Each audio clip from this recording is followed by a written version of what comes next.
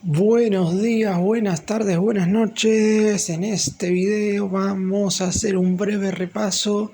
de lo que han sido las incorporaciones hasta el momento de River en este mercado de pases. Y digo hasta el momento porque recordemos que el Millonario tiene tiempo de incorporar futbolistas hasta el 12 de marzo, que es el tiempo límite que le dio la AFA para utilizar los 3 cupos por las 2 ventas tardías, una vez ya estaba cerrado el libro de transferencias. Estamos hablando de las salidas de Agustín Santana y de Pablo Solari, y además tiene un cupo más por la grave lesión que lamentablemente sufrió Agustín Ruberto vistiendo la camiseta de la selección argentina en el Sudamericano Sub-20. Inclusive podría tener un cupo más si se termina de arreglar la salida por una venta de Rodrigo Villagra al exterior, pero como todavía eso no está confirmado, hoy nos tenemos que centrar en lo que sí está 100% definido. Sin embargo, en este video no vamos a hablar de los posibles refuerzos que podría llegar a traer River en lo que queda de mercado, sino que hablaremos de los que ya vinieron, de qué es lo que pretende Marcelo Gallardo de cada uno de ellos y en definitiva de si el mercado de pases terminó siendo óptimo para el equipo de Núñez,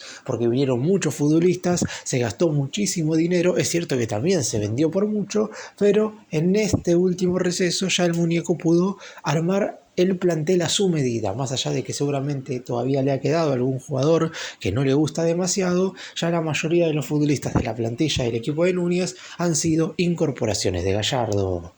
¡Empecemos!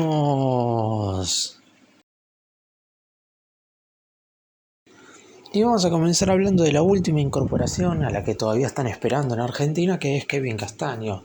No voy a hablar puntualmente de cada uno de los futbolistas que acaban de venir, sino que los voy a reagrupar en distintos sectores dependiendo de la calidad de cada uno de los jugadores, por lo menos en la previa antes de llegar a River. Pero en lo que respecta a la situación de Castaño sí me parecía apropiado hablar individualmente de él, porque la realidad es que es el jugador por el cual River está negociando hoy en día, y no se sabe puntualmente si el más grande está tratando de incorporar a otro futbolista, más allá de que se terminaron cayendo algunos otros jugadores en este mercado de pases. Aún así, River llegó a un acuerdo el viernes de la semana pasada con el Krasnodar de Rusia para adquirir el 70% de la ficha del mediocampista central colombiano a cambio de 9 millones de dólares, 7 millones y medio a cambio de un primer pago y 1,5 millones restante que pagará River en bonos y objetivos que el futbolista deberá cumplir de acá hasta que termine su contrato. Por lo pronto, la presión ejercida por el jugador habría sido clave a la hora de que termine firmando su vínculo. Es cierto que todavía no lo ha hecho,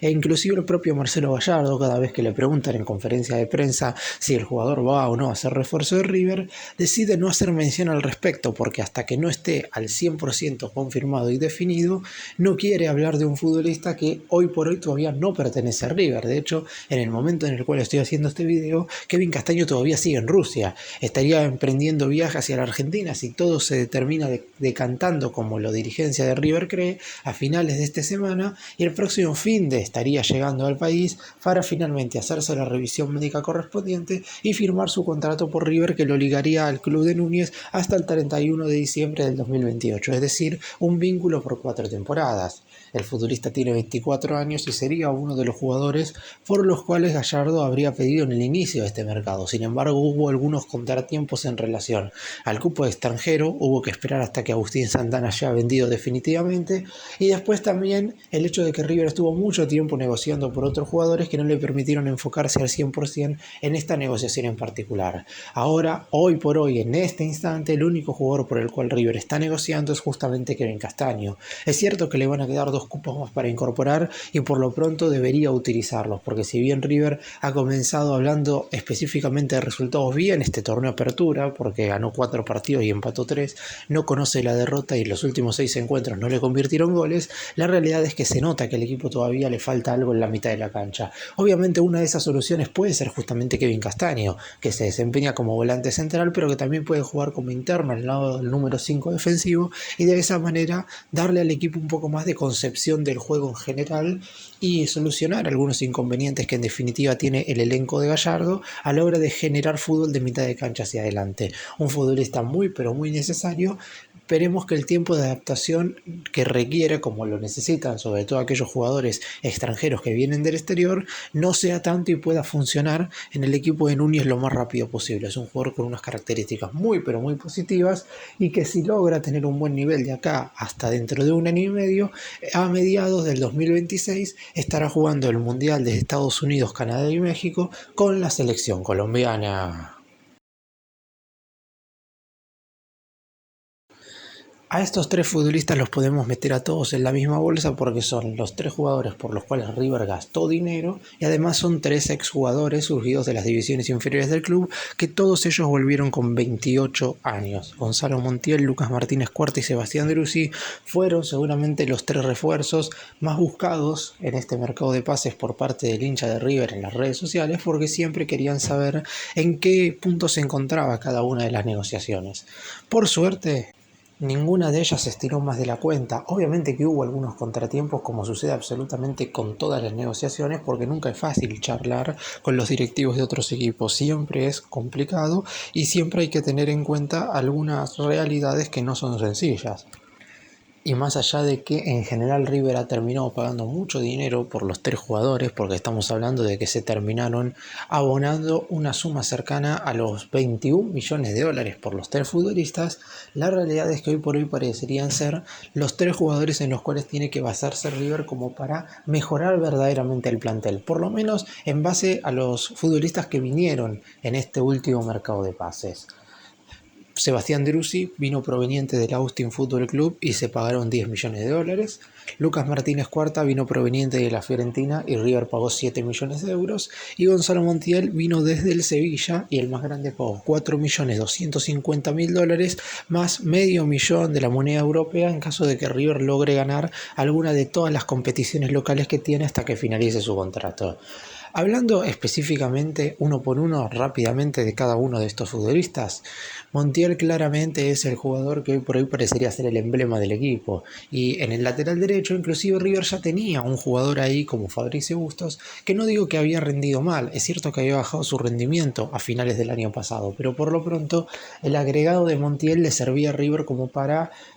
tener a un jugador que diera algo más que simplemente lo futbolístico. Después nos damos cuenta que Montiel también dentro de la cancha está teniendo un nivel deportivamente muy bueno, pero necesitaba un líder que viniera desde el fútbol europeo y que también pudiera tener ese impronta de convertirse en ídolo en un futuro. A Lucas Martínez Cuarta le está contando, es un tanto irregular, o por lo menos así lo ha sido en los últimos 7 partidos, pero también hay que tener en cuenta que es un futbolista con muy buenas condiciones y que desde el fútbol italiano no querían dejarlo ir. Y como ya sabemos, cuando a un jugador, el club que lo tiene, no quiere dejarlo salir, es porque su rendimiento ha sido más positivo que negativo. Así que River, si logra convertir a Martínez Cuarta en un central de verdadera jerarquía, puede tener un zaguero para muchos años dentro de un par de temporadas, sabiendo que todavía es muy joven y en ese sector de la cancha suele haber futbolistas más experimentados. Y en el caso de Sebastián Driussi, que es el jugador por el que más dinero se pagó en este mercado de pases, obviamente que la gente a medida que vaya pasando el tiempo le hará saber el hecho de que se pagó mucho por él y que obviamente tendrá que rendir a la altura de lo que se invirtió. Por ahora se nota que está falto físicamente, la realidad es que no aguanta más de 45 minutos en un buen estado físico en un mismo partido y por eso mismo la fecha FIFA de marzo será clave como para que pueda ponerse a punto. Aún así se le notan destellos de fútbol, que es un jugador que cuando tiene la pelota en los pies normalmente no se equivoca, le faltará por el hecho de ser delantero estar más cerca del arco rival.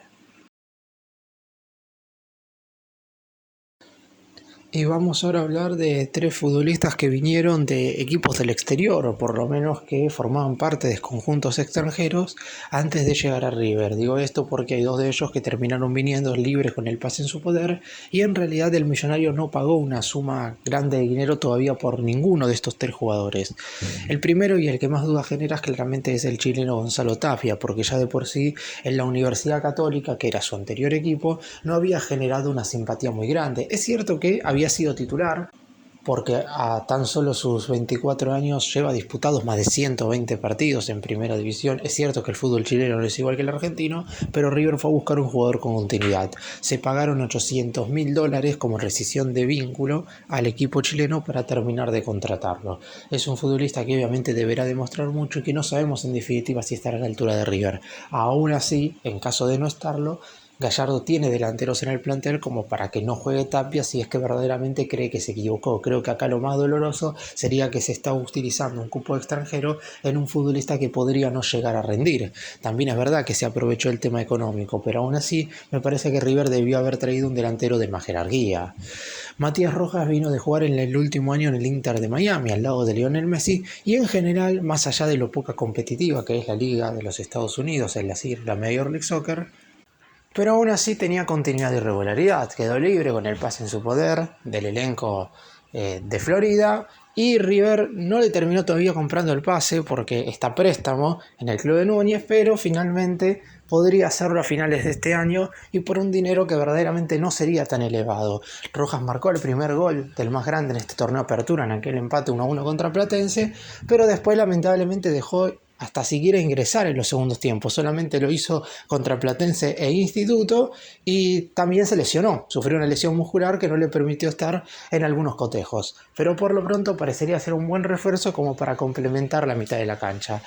Todo lo contrario con Giuliano Galopo, no porque Galopo no sería un buen refuerzo, sino porque, a diferencia de Rojas, que prácticamente no ha jugado, Galopo fue titular en los primeros 6 encuentros, es decir, es el único futbolista junto con Armani que estuvo desde el inicio en los primeros 6 partidos. Ya el último, el séptimo contra San Martín y San Juan, lamentablemente, al igual que le había sucedido a Rojas, sufrió una distensión, lo que provocó que no pudiera ser partícipe de ese partido. Pero es un futbolista con unas condiciones también muy buenas y que se espera que pueda ir agarrando el ritmo y la adaptación que genera tener la camiseta de River, que obviamente no es fácil. Hasta ahora, si nos guiamos por esos primeros 6 encuentros, obviamente que su evaluación es negativa y deficiente porque no ha tenido ese nivel esperado, pero es un futbolista que ya de por sí en su momento en Banfield tenía ese nivel y sobre todo esas características que el muñeco pretende de un jugador que se desempeña en la mitad de la cancha al lado del número 5 de marca.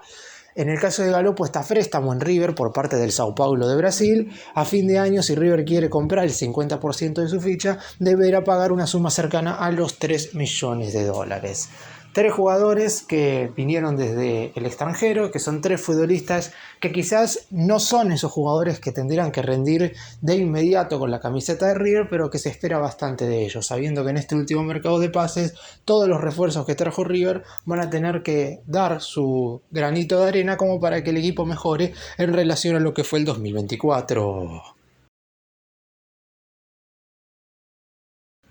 Y por último vamos a hablar de un futbolista que generó una enorme controversia cuando le tocó volver, no por lo que genera Enzo Pérez, porque es un jugador que obviamente en lo que respecta a su idolatría, porque muchos hinchas pueden tenerlo como ídolo y no estaría mal, teniendo en cuenta que es un jugador que ha marcado una época en la mitad de la cancha de River, pero estamos hablando de un futbolista que hace un par de días cumplió 39 años y obviamente hubo muchos que se opusieron a un posible regreso por el tema de que se sabía que cuando regresase iba a ser titular apenas llegase si es que no había otro volante central que River hubiera traído en este mercado. Y como el arribo de Kevin Castaño se hizo esperar, Enzo Pérez estuvo desde el inicio en 6 de los primeros 7 partidos de este torneo de apertura, y si bien su rendimiento no fue malo, tampoco se puede decir que fue bueno. Está en una media de 5 puntos, en la cual es muy difícil, es cierto también, desarrollar una evaluación concreta de lo que es Enzo, porque como lo hemos visto jugar tan bien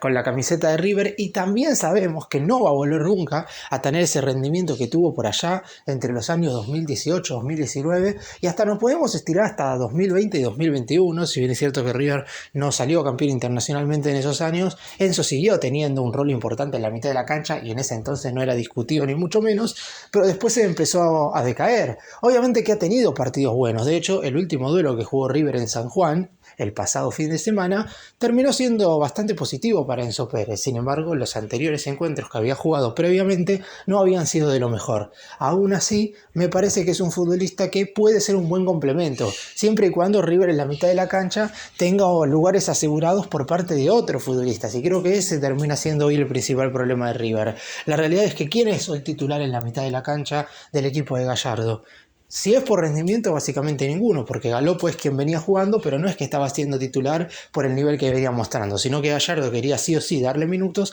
como para que se vaya adaptando y que lo más rápido posible pueda estar acostumbrado ya a jugar con la camiseta de River. Pero después el resto ha rotado mucho, sobre todo en los volantes ofensivos, y al no tener un mediocampo compacto, obviamente que eso también perjudica a Enzo Pérez y no le permitirá seguramente dar lo mejor de sí o lo mejor que hoy puede llegar a dar, porque yo creo que Enzo Pérez puede jugar mejor de lo que estamos viendo, pero a su vez también, como mencioné hace un minuto, no vamos a volver a ver a ese Enzo que se comía a la mitad de la cancha y que podía jugar básicamente hasta en algunas oportunidades solo en el centro del campo de juego, porque sabemos que con la pelota en los pies es un jugador totalmente distinto, pero sin ella le cuesta mucho ocupar los espacios y ubicarse rápidamente para hacer los relevos. Aún así, obviamente creo que oponerse a la vuelta de Enzo Pérez como refuerzo hubiera sido un error, porque River venía teniendo varios problemas en lo que respecta a la conducción del vestuario, y teniendo en cuenta que el único 100% capitán que tenía el plantel era Franco Armani, ahora se le suma Enzo Pérez, se le había sumado el Piti Martínez, pero también hay que tener en cuenta que estuvo mucho tiempo lesionado y un jugador desde la lesión, y sobre todo cuando son largas, quizás no puede ejercer ese liderato como quisiese. Por eso mismo, desde ese punto la vuelta de Enzo no parecía mala. Sin embargo, se iba a jugar todos los partidos como titular y obviamente ahí hay un punto negativo en el cual River puede llegar a sufrir, sobre todo cuando se enfrenta a rivales más fuertes. Obviamente Enzo Pérez vino gratis porque desde el más grande no le compraron el pase, solamente hubo que esperar hasta que terminara su vínculo con Estudiantes de La Plata, y una vez empezó este año se convirtió en el primer refuerzo de River. 8 son los refuerzos que ha traído River en este mercado de pases. Si contamos también ya como confirmada la llegada de Castaño, sé que si bien no está 100% definida, en este video lo pongo como refuerzo. River habrá gastado una cifra cercana a los 30 millones de dólares, que es un número muy bueno, muy alto. Es cierto que en total ha vendido por la mitad aproximadamente, por 15 millones, un poquito más. Esto sin tener en cuenta una hipotética venta de Rodrigo Villagra, que en su momento se iba a dar por unos números muy pero muy positivos, que iban a hacer que River vendiera por casi 26, 27 millones de dólares, algo que finalmente no terminó sucediendo y por eso el número se redujo. Pero estos 8 refuerzos, obviamente que no todos van a rendir seguramente como se espera, porque nunca cuando se traen una gran cantidad de jugadores en un mismo mercado, terminan todos rindiendo a la altura de las circunstancias. Pero si 4 o 5 terminan teniendo un nivel superlativo, ya River seguramente pueda mejorar en relación a lo que había sido el 2024, un año en el cual no se consiguieron los objetivos principales y no se pudo brindar un buen fútbol. Sobre todo en este 2025, por ahora los resultados están acompañando, más allá de que todavía no se ha jugado ningún partido importante. En lo que respecta al vuelo futbolístico, Gallardo todavía debe mejorar al equipo.